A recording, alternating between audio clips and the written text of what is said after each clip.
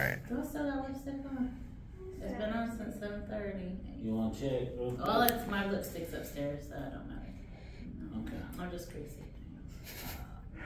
All right, 3, 2. It's Jay, it's Stone Go. Again, we're at River Spirit Casino at the Muskogee Art Market. And I have another storyteller here. She's from Glenpool, Oklahoma, Trisha Fields. I'm gonna let her tell a little bit about herself, and she's gonna tell you a spooky story.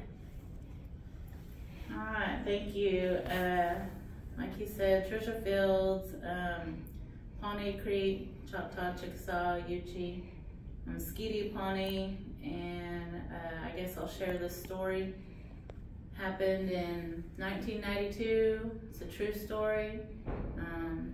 Might not sound scary. I might not tell it. Might not sound scary, but when it happened, it was very scary. We were coming back from ICOP powwow, and we had gone to our grandparents' house in Pawnee. It was me, my cousin Jason Lightfoot, my friend Daniel Studi, and one of their friends they went to school with in Stillwater, a guy named Chad. He was a white boy.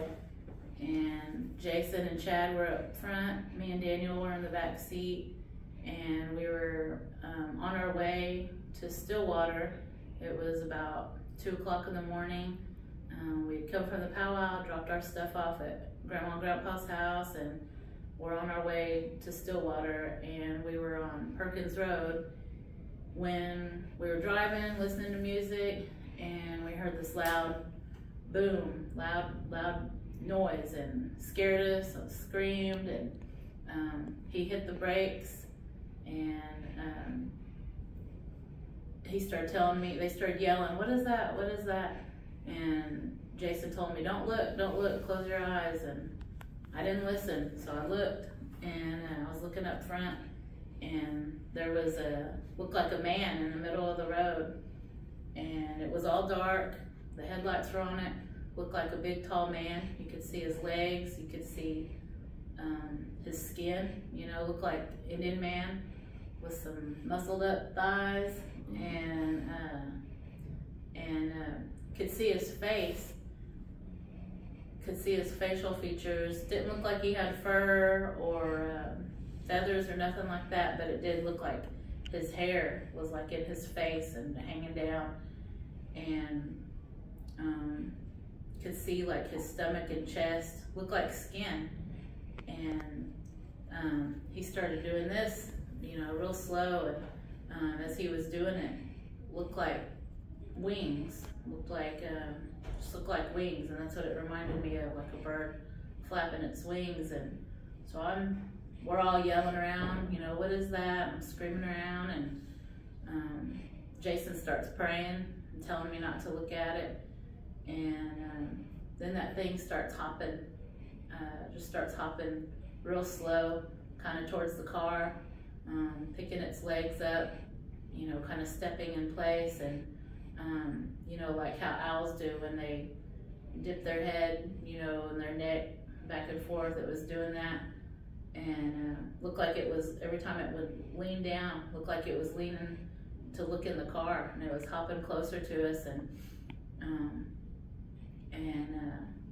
finally it started doing its wings again, and it flew off and scared us. We didn't understand what we had just seen. I'd never seen anything like that. I'd heard about things, but I'd never seen anything.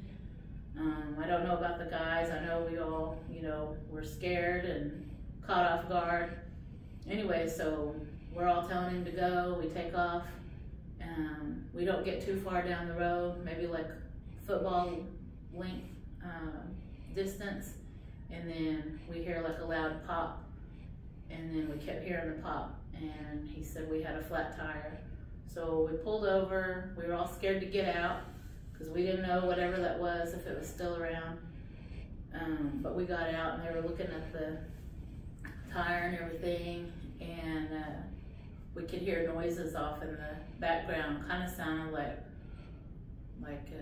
muffled conversation a little bit, not really a voice, you know, like not a woman's voice, not a man's voice, but just like, you know, you can hear murmuring. We kind of heard that. And then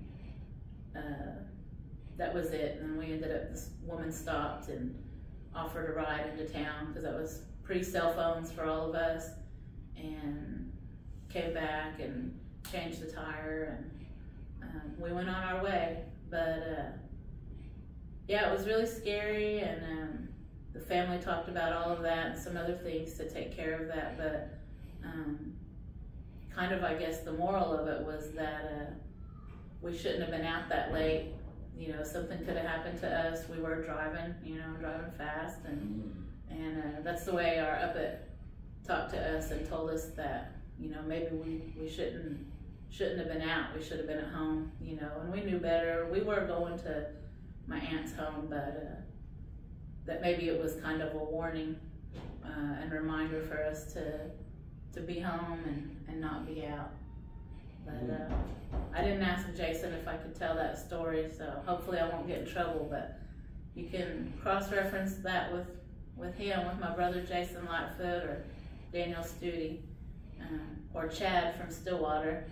But it was scary, and our family knew about it, and that's the truth. Thank you. Dude, I had